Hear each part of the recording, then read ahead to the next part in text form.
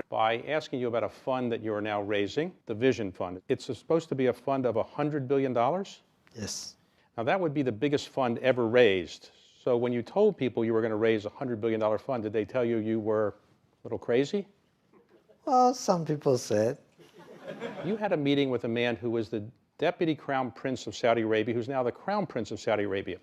And as I understand the story, you went in and in 1 hour you convinced him to invest $45 billion. No, it's not true. Okay? 45 minutes, $45 billion. Okay, sorry. Okay, I apologize. In other words, So if you had had... $1 billion per minute. What could you have said that was that persuasive to get $45 billion in one meeting?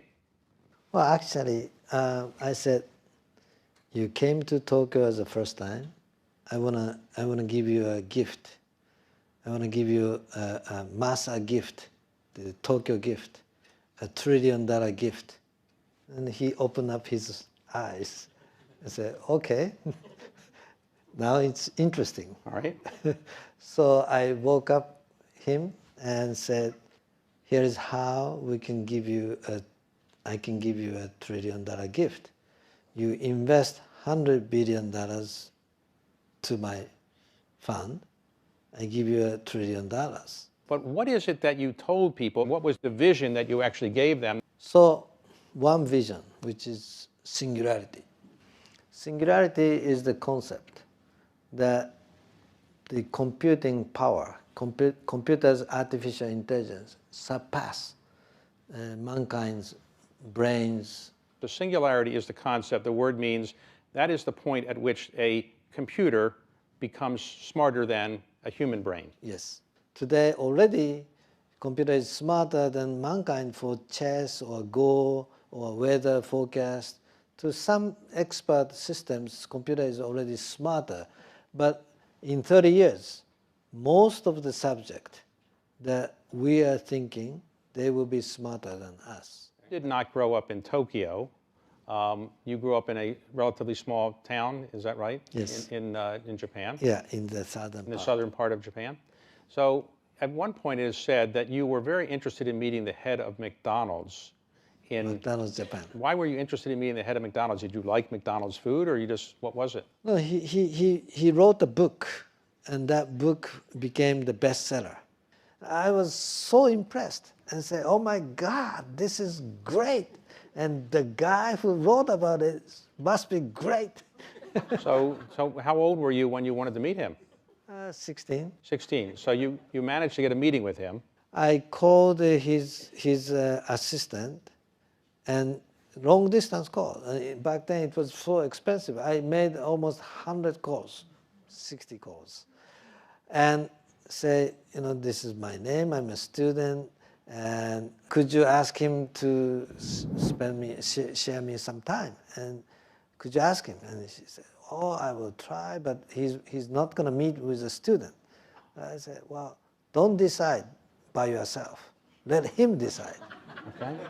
So I spoke with the assistant, different assistants so many times, and they don't give me the right answer. So I said, okay, this is a waste of my telephone bill.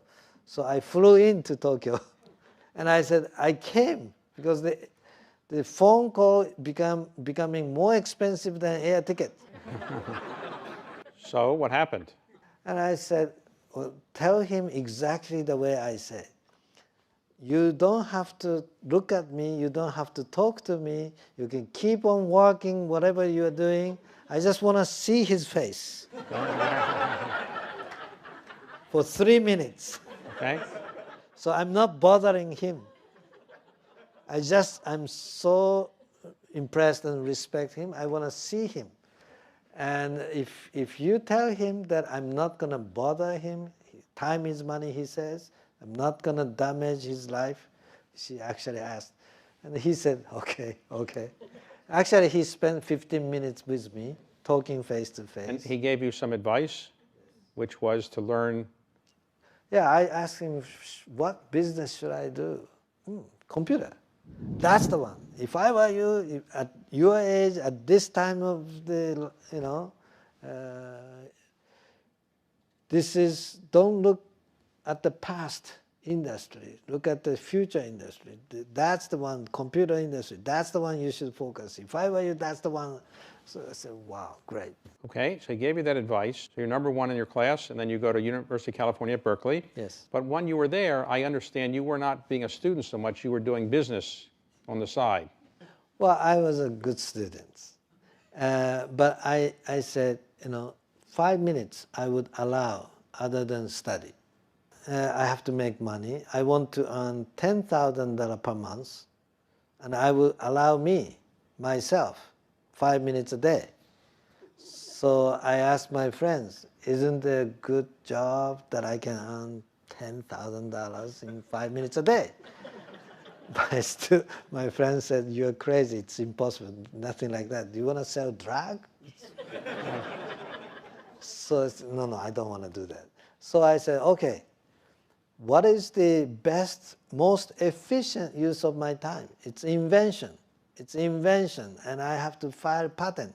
If I get the patent, 5 minutes, if I focus, I can come some idea. I can make some idea. So I set alarm clock 5 o'clock, 5 minutes. And tick. In 5 minutes, I said, come, invention, come, come, right? So I did that. And it worked. It worked. You invented a machine that helped people translate languages? Yeah, that one was the electronic dictionary. The first electronic dictionary, many students use electronic dictionary. The first one ever made was by myself. First electric dictionary. Yes. And you sold it to Sharp? To Sharp. And you made a lot of money. Yeah, $1.7 million. So what did you do with 1.7 million then? Well, I used to start SoftBank. Okay, so did you move back? I did one more project. I made another 1.5 million. So I made 3.2 million in 18 months. So that is better than $10,000 per month. Right. I told that to my friend. Look, I got $3.2 million, and I kept working only 5 minutes a day, as I promised you. But then after you graduated and you made these successful inventions, you moved back to Japan. Is that right? Why did you move back to Japan? Not that it's not a great place to move back to, but you're in Silicon Valley area. Why not stay there? I created a company, and my employees asked me to stay, but I said, no. I promised to my mother when I decided to come study in the States. She was crying in the airport, and I said, no, don't cry, Mom. After I graduate from the school, I come back. I promise. She said, no, you don't come back. This is the forever, farewell. No, I promise you, don't worry, I promise you. So I kept my word. All right, so you moved back to Japan, and then you started a company called SoftBank. What was SoftBank's purpose? What kind of business were you in? So that was the beginning of the time of the personal computer got started. So, but there's hardware, not enough software. So I aggregate all kinds of software from the small software houses.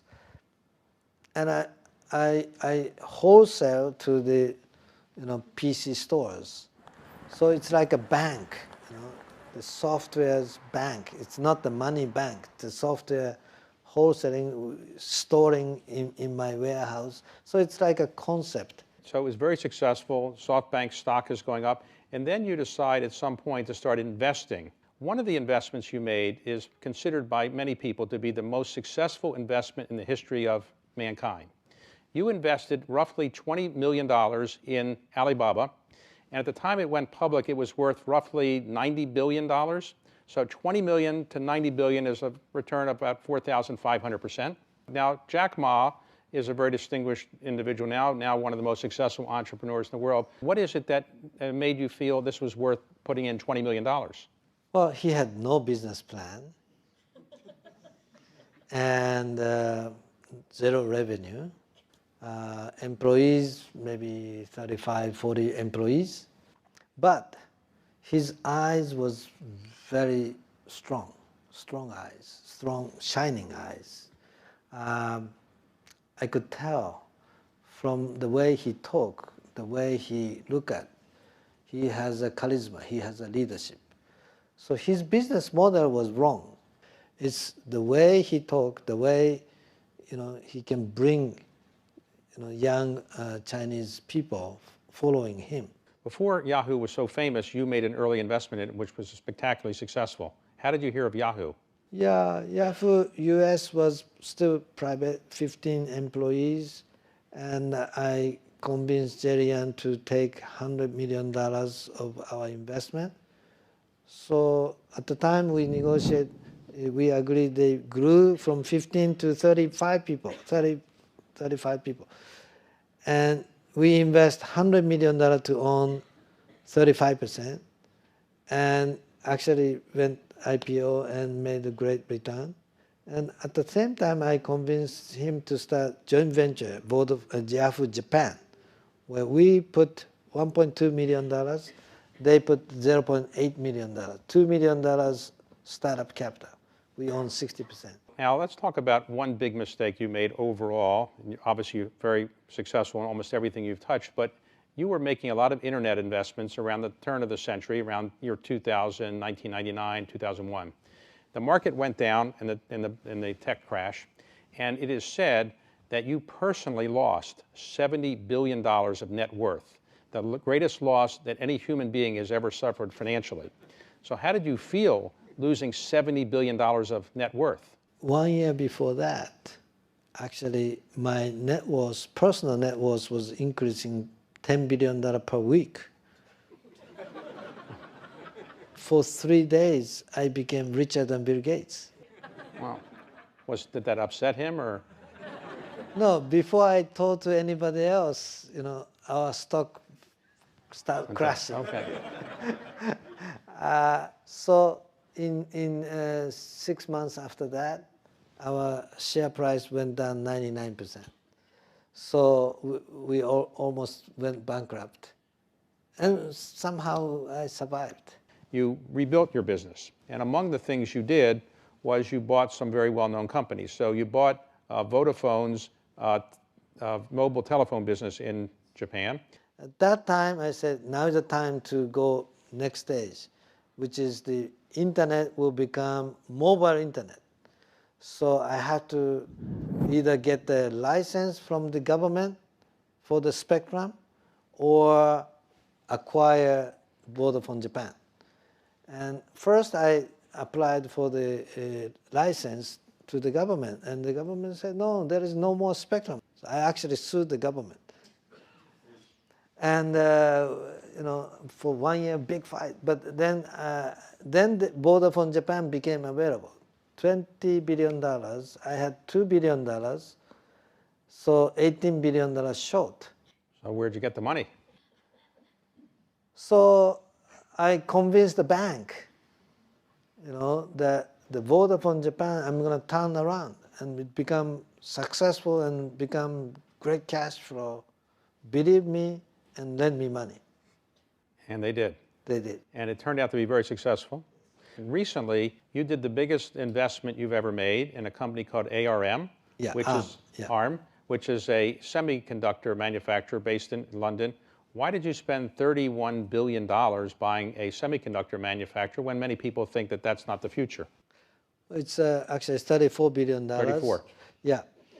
It's not the manufacturer, it's a design house. They design all the chipset.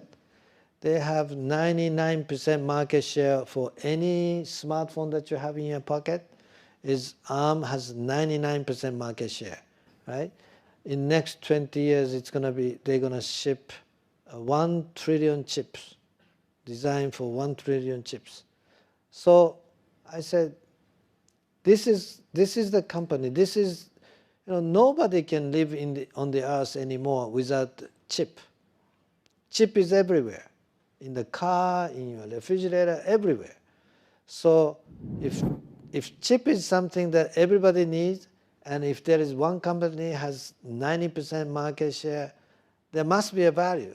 They're not monetizing well enough, but if I own it, we can monetize much better. So that's my belief. So I think the company is going to be more valuable than Google. So let me ask It's you. not available. It's a private company now.